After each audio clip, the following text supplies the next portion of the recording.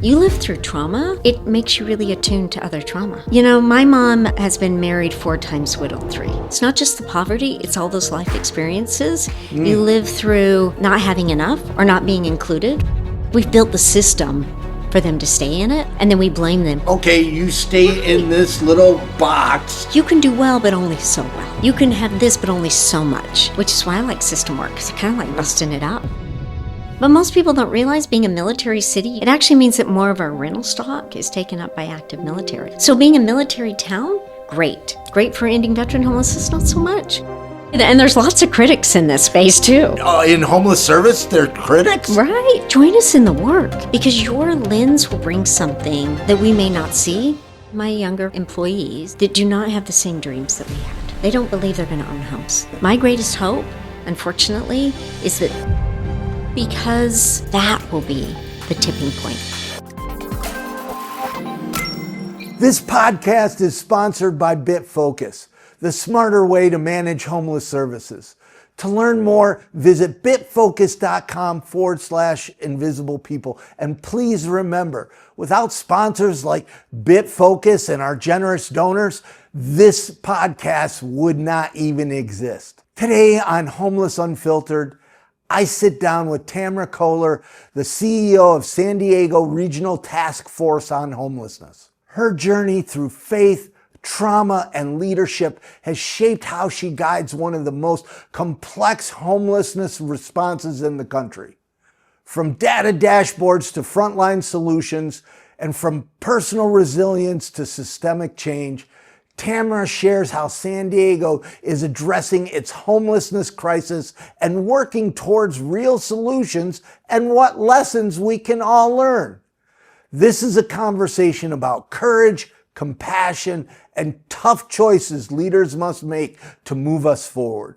I don't know if there's other events that do this, but one of the things I'm so impressed with is how you keep the cost low, because that allows more frontline workers, more people from the organization, and you don't have to promote it because it sells out on its own. Right. You know, I think it's an intentional approach to it.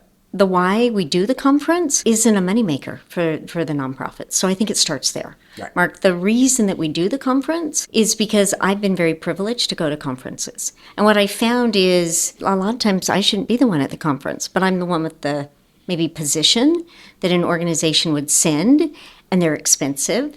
And the travel costs and the hotel. It seemed like I was having a privilege that I wanted to share. So we keep the costs low because the people that I do the conference for can't afford and neither can their organizations. What it gave us was this incredible group of people that I really want in the room, right? Like the frontline staff, the new employee who's only been here 6 months, who doesn't understand who is in the room and who are the partners. So it's really intentional. Yeah. I'll also tell you, it's really hard. I would assume so, because the money has to come from someplace. So you either have to take it from an account or find the sponsors to cover it. Right. Well, and I think that the other challenge is sponsors don't want to pay for conferences. They want to pay for meals. They want to pay for moving kits. So it's also a hard one to get sponsors to explain what is the ROI on it. You know, my background isn't in social services. It's in business. So you have to make the business case of why you need those sponsors. It also means that I need 40 plus sponsors. Something else that I learned today that I was not aware of, but Curtis Howard said how you found him was from his Invisible People article. Yeah. I never knew that. You didn't know that? No. So he wrote a story for us, and then you hired him as a lived experience consultant. Yeah. Didn't know that. I mean, I knew he wrote the story. I knew the story was of a hotel. I knew you highly recommended that we should talk to him, but I didn't know the connection from Curtis to you through our I'm news. sort of known as a master connector. But it also is because I'm incredibly curious. So anything around homelessness, whether it's someone I wouldn't normally listen to, but I always have listened to yours. When Curtis wrote that, I was like, wait a minute, this is someone in my community I don't know, and I'd like to get to know him. So I did my homework. He's published a book. He works with the university, and it isn't the traditional sort of homeless advocate. I also was really mindful of the dynamic of a CEO reaching out to him. So I asked one of my other staff members to connect with him. And so, Mark, you and I have been able to spend some time together and really intentional about it. But I'm really curious about the folks who are telling the stories, who are out there having the stories, not just the traditional spaces that we connect with folks. Let's go backwards a little bit because I learned something a while back that you were Lloyd Pendleton's boss. Yes. You come out of Utah at a period where Utah was significantly reducing homelessness. Yeah, we were. And I think, like any other place, when you do good work, you have this great momentum. But I think it's a lesson to be learned that momentum can shift at any time. Yeah. To be very frank, I applied for a job. I was the top candidate, but I was a woman in that space and they wanted a man. And so I did an interim department head job plus running my office for almost 9 months. And then they hired one of my older bosses. And I think it's sort of that mentality. They were going through a shift.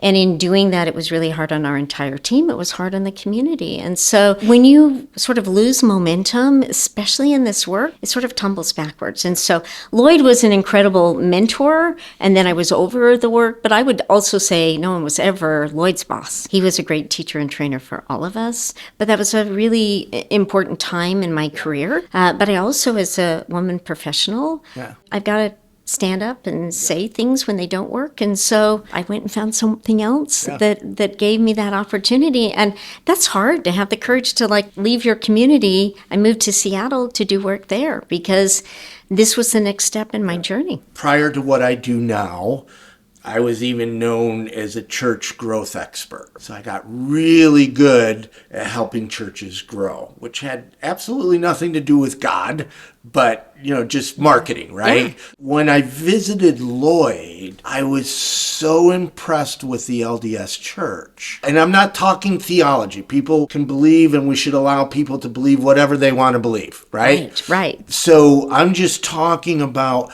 how the LDS church played such a significant role, even in Housing First, which you would think is against LDS foundation of drinking, right?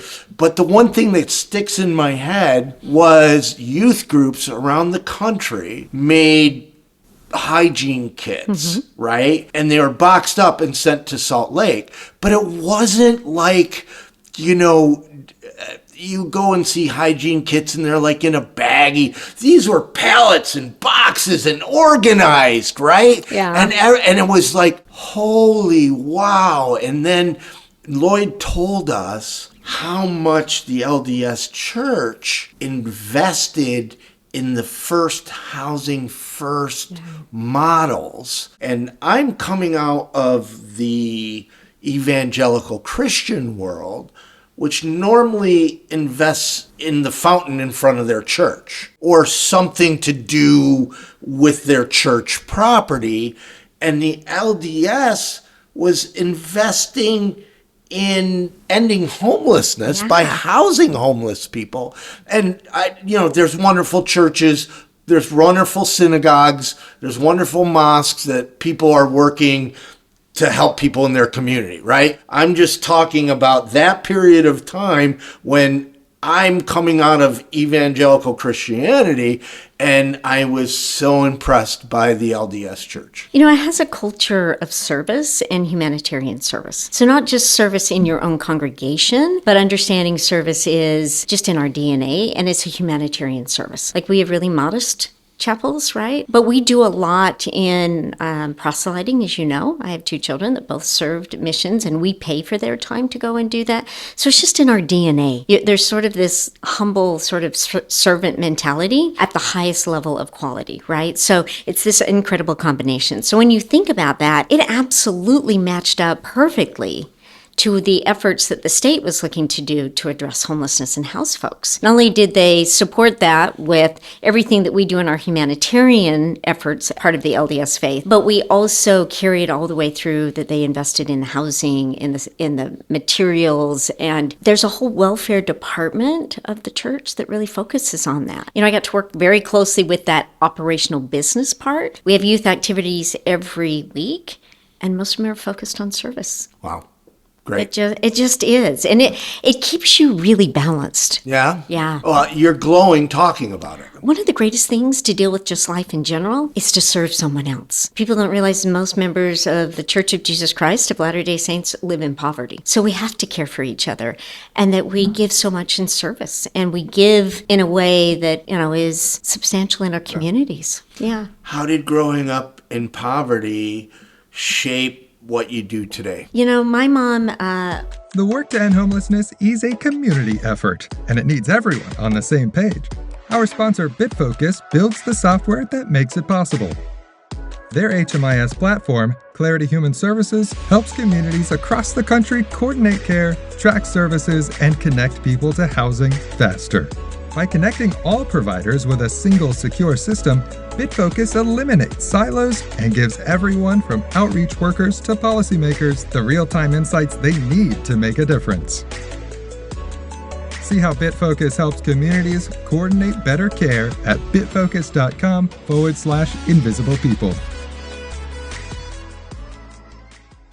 How did growing up in poverty shape what you do today? My mom has been married 4 times, widowed 3. So I lost my father when I was 4. And my mom had 4 kids under the age of 5. You live through trauma, it makes you really attuned to other trauma. You live through not having enough or not being included, right? I was in Utah where most everything is a 2-parent household. We were not from that area when we moved there. That was the faith that my mom chose. And there was something about not fitting, not having enough, not being included. That is probably why I do this work. And then if you've ever been a child who has lived through your parents remarrying, my mom also divorced once, the loss of income for a health issue. My stepfather died waiting for a heart transplant. So you barely sort of claw yourself up, and then dealing with a health issue, you're right back down to where you were. So we lived in a space where housing wasn't so expensive, but basic food and needs,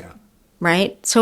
And also, I'm the oldest daughter, but we also lived through a lot of abuse. And so I have siblings who have struggled with addiction, who have been in the correctional facilities and through the system that didn't care for them. And there was a time when I was younger, I had a lot of trust of some of those systems. And Mark, what I found is those systems, the trust I believed in, didn't exist. Yeah.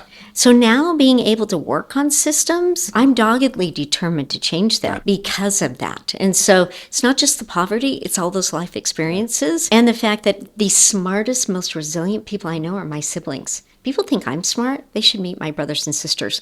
Brilliant, but different challenges. Yeah. And so I see folks who experience homelessness in this sort of brilliant lens of just wait when they get their feet under them, right? Just see how much that they give. There's just something about it that's why I do it. And I will do it until the very last time that someone says they don't need me. Well, speaking of systems, your organization has a data dashboard. We do. And monthly, you release this information that you're housing more people than ever in the community. Right. You're an overarching organization. Yeah, we don't do any of the direct services. Right, you're an overarching organization. However, there's more people entering into homelessness than you can help. That leads to the systems conversation. Right. Well, and I think one of the reasons we did that and started putting that out is people don't really understand how the system works. They think it doesn't work. I will say it needs a lot of work to improve. But ultimately, it does work. It's just overprescribed, and it's hard to explain it to people. So we put out a dashboard monthly, first-time homeless, new to the system, and those that exit to housing. And not just permanent supportive housing, all types of housing, to just level set. It also is because too many of our conversations have been for years around homelessness to prove that people needed the help, they had to experience homelessness. The at least trauma-informed out there. Although you can't expect the homeless system to do the prevention work because we don't have enough resources to what we do. So part of it is really recognizing and being comfortable putting out data, because I'm a bit of a data wonk. I sort of love that. To inform people, to understand. It also took some of the pressure off the organizations. Today, in this culture, we're blaming everybody. It is a blame game all the way around. Yeah. That they are doing great things, right? But also, there's a greater demand. In that report, we also highlight how many they're seniors, they're veterans, they're a TAY population. And this is a military city. This is a military city. But most people don't realize being a military city, you think, would mean you would house more veterans. It actually means that more of our rental stock is taken up by active military because there's not enough housing in the military's space. So being a military town, great. Great for ending veteran homelessness, not so much, because they take such an incredible amount of our rental stock. Yeah. So every system, every community has its sort of local flavor that makes it challenging and is why all of our sometimes narratives don't match up with the reality. It's really an interesting space. You use the term overprescribed. Yeah. I've never heard that before in the context of systems or homeless services. Too often we just say there are more people experiencing it. But I want people to understand what I mean by overprescribed. It's not like a classroom where you could just maybe add a few more chairs, right? Or we could put another mobile unit. The services that are needed are really something that's almost prescribed. It's got to have a level of care and support there. Right. And so I like the word prescribed because it just has a different weight to it to understand, like, it's not just shelter. It's all of these things that are needed. Yeah. Well, tell us about homelessness in San Diego and how it's changed. So you've been in this position for how long? 7 years. Okay. So, and homelessness seems to change a lot quickly. It does, and I think that's one of our biggest challenges is if you're not watching what's changing, the basic principles and practices, core ones work, but you have to adjust to the needs of the population. So we started to see in our data an aging population, that 55 or older, start to increase, and not slowly. It started to increase rapidly. That is a population in San Diego that are just priced out of the market, worked their entire lives. Many of them have pensions here, can't afford the housing. Can't afford the housing, can't afford the utilities here in San Diego. Most people forget we're at the end of the utilities, both water and electric, so it's super expensive. So some folks that even could get like a VASH voucher where the rent is paid can't afford the utilities. So San Diego's need for a lot of it is really a financial population that can't afford the housing, that are working. That's why we have a lot in vehicles, a lot in RVs, and it truly is not only do we not have the housing stock, but the stock that we have, even if you could get rental assistance, we forget that there's utilities, and they're high here. When you look at San Diego, every community, whether it's a small town or Los Angeles, Seattle, New York, has challenges. Yeah. Some of them are very similar. San Diego, it always seems to be a struggle a little bit. It's like we're going to go away from housing to more shelters. We're going to pass criminalization laws, and I'm just going by what our favorite reporter, Lisa, writes. Yeah.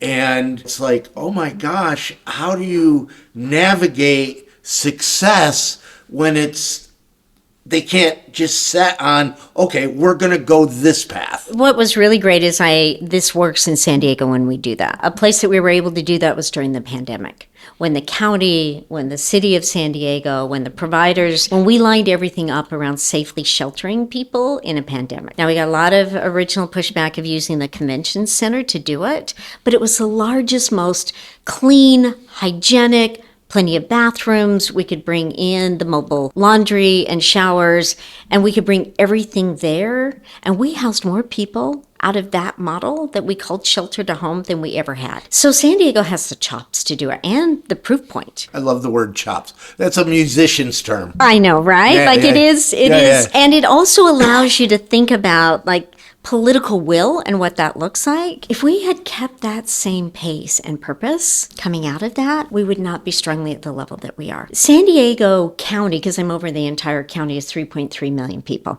I have 18 jurisdictions. We have a Democratic base in the city, and then you have many Republican kind of around it. And so you still have some sort of inner city kind of politics. And then we have a large county that has different leadership challenges as well. So Mark, you're right. We've got all the chess pieces to play the game well. Right. But too often people take their chess pieces and go home, right? And are like, no, I want to play chess this way in a different space. That's a good analogy because, every time look online, there's a different news article about, okay, we're going to do this shelter, or no, we're not going to do that shelter, and we're going to do this. And now there's criminalization laws. And it's crazy. It gets to be overwhelming because you want to be like, just course, stay Right. the course, right? The challenge that we have in the city when it comes to shelter, because we need shelter. I am not opposed to shelter, right? But we cannot take our eye off on what housing needs to look like, whether it's shared housing, more housing, all of that. The sheltering model in San Diego, part of it is weather, is sporadic. Because they aren't committed long term, but then I think proposals to be really long term are too much as well. So it's sort of like the flux of it isn't helpful. Setting up a shelter for 6 months or a year, all the cost to get it up and going and then tear it down is ridiculous. It's really a muscle that we seem to not have strength in. But I think part of it, I shared that I worked in Seattle at one time when they started doing their sort of sanctioned encampments, and they said to the community, it'll only be here for like 2 years, and then we will move it, right? Those aren't my favorite models, but in reality, what the community was like, okay, as long as you move it. But by the time it'd been there, then people saw them as a part of the community and didn't want to move it. Too often we're making too short-term commitments, like just let us set it here for a year. And that isn't a winning strategy. So the city needs to get to that place to get the support from the community, and that means us, that we need more consistent adequate sheltering that isn't a 30-year commitment, but not a 6-month commitment. Let me ask you a leadership question, because you have to navigate all these different personalities. Yeah. You have to navigate the mayor, you have to navigate city councilors, you have to navigate all the nonprofit executives and the public. And I'm sure there's others that I didn't mention. I was going to say that, and there's lots of critics in this space too, right? In homeless service, they're critics? Right, How do you navigate that? And keep saying. And I think, and people will say that to me, like, why do you seem happy in what you do? And part of it is, I think as a strong leader, you have to have the long game, and you have to really understand that the people around you have a part to play. How do you navigate the political system? Understand your political folks and recognize what are the wins they're looking for and what they need. Part of it is knowing when to share wins, when to give political support and political coverage. Part of it is knowing for a nonprofit how do I step in and support them, or sometimes have those critical conversations. So it's leadership means being able to match people's need and pace. It's a lot of checking your ego. Don't make it about you. And if you understand that, because there is so much of the ego in the space, it's much easier to navigate it. Yeah. Because at the end, my ultimate goal is progress. Yeah. Right? And if that means I did 90% of the writing and the work, and this elected is going to take it and champion it, so be it, if that moves us forward. So as a leader, real maturity in leadership is not being afraid that you're going to get fired, because it happens. Not being afraid to take risks and be courageous in that space. But we rarely talk about give away the credit. Give it often. Let them have those things, yet hold them accountable when you need to. It's an interesting space. One of the things that I do, I don't know if you know Pete White from LA Can. I do. Yesterday, a journalist, major media outlet called me, and I felt Pete would be better at responding. I would love the media hit, right? Yeah. Have my name, but I really want to end homelessness. So probably 80%, maybe even more, I refer to somebody else that I think can talk on the subject better than I can. Yeah, and you know what? I don't love the spotlight. I don't. We talked a little bit about my history. Too late now. I know, right? If you grow up in a traumatic experience and in poverty and you are not seen at a time you hope that people will see you, there's also this sort of protection of not being in public space. Because this is so important to me, I step into really uncomfortable spaces like this to be able to do it. I want to share the space. I want to make space for more people, and I want them to be in that space and to be able to have the spotlight, have the microphone. Everybody's got something to share. It's losing the fear of like, this will reflect poorly on me, and remember, it's not about you. Because the best work will carry on regardless. What tips could you give to other nonprofit leaders? This work has never been easy. It's getting harder, and it looks like we're going to go into a challenging 4 years. I've done it long enough, and I did it in Utah, a very conservative Republican base, right? I think what we need to do, learn how to speak the language of the day to carry the work forward. We get too stuck in sort of the acronyms, the same things that we always talk about. And you and I have talked about it a little bit. Some of those do not work. We need to stop saying it. And what we need to find is where's the mainstream today so that we can really inform the public. Because it's the public that we need really on our side. There's no debate anymore. The line is drawn. Don't cross the line. You're the enemy. You're the enemy. And without that debate, there's no growth. There's no compromise. Right. We're never going to all agree. But there's some serious social crises in America that we need to have those hard discussions so that we can fix. Right. And we need to also be willing to listen. You and Chris Fried were talking about something. It reminded me of a book that I read to my children when they were very young. And it was about a little duck who couldn't eat breakfast. And his mom was like, oh no, you're sick. And they brought in the doctor and do all these things. You get all the way to the end. And the little duck was like, no, I just don't have a spoon. And it has always stuck with me, right? Oh, wow. Like, do you remember the name of the book? No, and I need to find it. So if you find it, you let me know. Yeah, I'm going to Google. But it stuck with me because we too often jump to like, who's the expert? Where are we going to do? What are we? And we don't listen on the other side. From when my kids were very little, and I now have grandkids, that story stuck with me. Am I really hearing what you're saying and what your concerns are? Too often, we listen to get the answer I want to give, not listen to hear. And I think we have to show up that way today. As leaders, what happened in this country in this election is a point for us to listen and to find out where we find the heart in our nation to get the work done. What would you say to concerned citizens here in San Diego that want to do something and how they can help? So fortunately, I get that question often, and I think most people answer it with, find your nonprofit you want to donate. I actually think I need them to donate their talents. Like if you are an accountant, you're like, what is going on? This doesn't make sense. Find a nonprofit and share your time. Nonprofits don't have the funding to have really good, fiscal experts or accountants. So show up with your talent that you have, because you know what will happen? Your perspective of what's not working, you'll get an understanding of what's happening so that you can help with that. And also the other advantage, get deeply in where work is happening to be another lens to what we're doing. Someone may see something and come up with something that is really, because we're so used to seeing it. As you mentioned, we put out a report, and I swear we QA that report. We check all of the numbers, all the spelling, everything. And as soon as you publish something, that's when you find the typo. 100% of the time. 100% of the time. And you're like, how did we miss 3 ands in that sentence? Because you look at it so often, and it's your message. Right. So that's when people say, how do we join us in the work? And wherever you're comfortable, because your lens will bring something that we may not see. But what I hope is that it changes their perspective. And that's equally important. Give me a story of hope. Greatest story of hope is the generation I'm seeing that's coming. And I'll tell you why. I have a lot of my younger employees and folks that we work with that do not have the same dreams that we had. They don't believe they're going to own homes. They are not in that space. And that breaks my heart in one way. But in the same way, it brings a lot of hope because they are seeing the housing inequality and the lack of housing stock in a way that many of us didn't see it and couldn't recognize it, and that's why we're where we are. My greatest hope is they will need to change the system. And in that need, system change that will happen that will help the most vulnerable.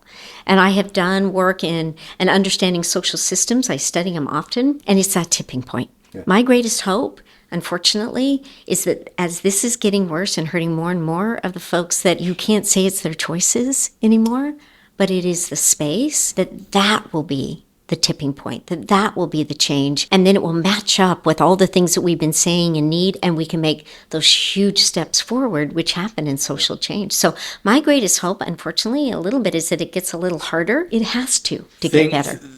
sometimes things have to get worse before they get better. It's true. That is a proven strategy. And I'll tell you, I speak often to community smaller events and a population that I used to think was really set in their ways, a little bit older than me, but I'm getting close to that age, who were homeowners, bought them in the 70s, 80s. They now have adult children that can't own it. They have grandchildren that can't be here. But you know what is really striking them is now when they're looking for other housing for that next level of care and they can't afford it. Yeah. And they are the next champions in this space as well, Mark, right? Because they're looking at it and going, I never thought that this would be a problem for me. So I see the younger generation, and I also see this aging population that are not going to be able to age in place in their homes as some of our greatest hope. And if you're a really good system mind, and if you're really intuitive, those are your new allies. And allies in this work is how you're going to make it. It's how we're going to get it done. Anything you'd like to add? I just want to thank you for doing this in San Diego, Mark. This supporting me and doing this conference. Local involvement is also how we're going to change this. We do a lot of national narratives. And unfortunately, the national and the national press doesn't play as well local. All of the local stories coming and doing this in San Diego. It's why I do the conference here locally. I didn't think it would be as big as it is, but you can see how much you feel a need. This work has to be done on a local level. Yeah. That is who I need to have that. And the messages that you do in Invisible People touch people all over in San Diego that don't know it. And so I just thank you for giving your time and space. Thank you. As well. I mean, you made my day through Curtis when I learned that it was through Invisible People that you hired him. Yeah. And I'll share one quick thing about Curtis, and you'll have to ask him if we can use it. When I met with Curtis, after one of my staff did, I asked him about doing some work with us. And because of his history in the correctional facility, he has to have choice. And I firmly believe that. Oh, gosh. Yes. And I said, whatever hours you want, whatever things you need, let's match that. And I pay everybody, and I pay them well. And I said, but my concern is I don't want this to affect your benefits. And if it does, I'll adjust the contract. Right. Because growing up in poverty, I know every little thing you do, you think you're getting ahead and something else changes. And the trust and the relationship that I built with Curtis took a place where there was this trust that we could talk about that, right? Because he's earned those benefits. Right. And he's eligible. And I did not want to put them at risk.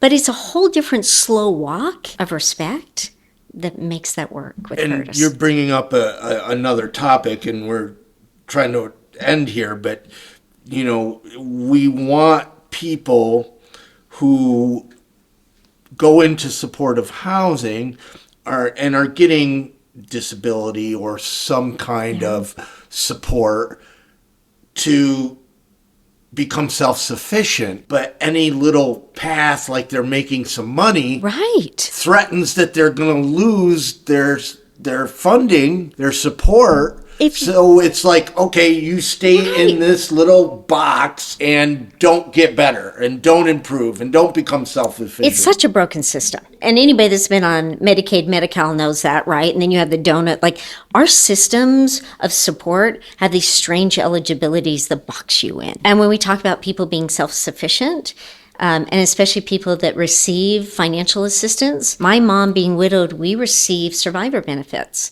And I remember having a teacher shame me for us being on benefits. Oh, wow. And it was like, you're living off the system. My dad was a veteran.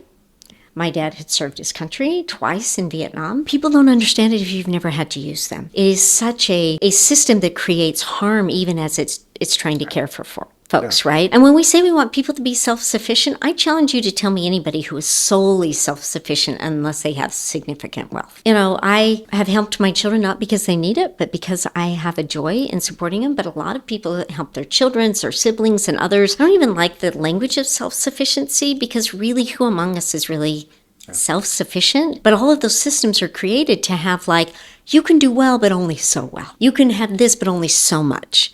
And the hurdle between the two to get to enough income that you don't have that is a huge chasm. My hope truly is not only changes in sort of housing systems, but some of those social systems, because it is the barrier. And it's why we end up with multi-generational folks, and then we blame them for being multi-generational. Like, we've built the system for them to stay in it, which is why I like system work, because I kind of like busting it up and talking about it. Oh my gosh, it would drive me crazy. I know, right? And yet there's a part of me that I find People like puzzles, like Rubik's Cube. I do. I know if you gave me a ball of string all in knots, I would play with it until I had all the knots out. And I can't stop until I do. I would and it's throw it not out that, the window. I don't even think I enjoy it as much as my brain does it. Right, you've which is got why, to fix it. You've got to figure it out. Yeah, why it takes all folks in this space, right? And I love the puzzle of it, because why not us? Yeah. Why not us? Good ending. Why not us? That means everybody watching and listening. Why not us? Why not?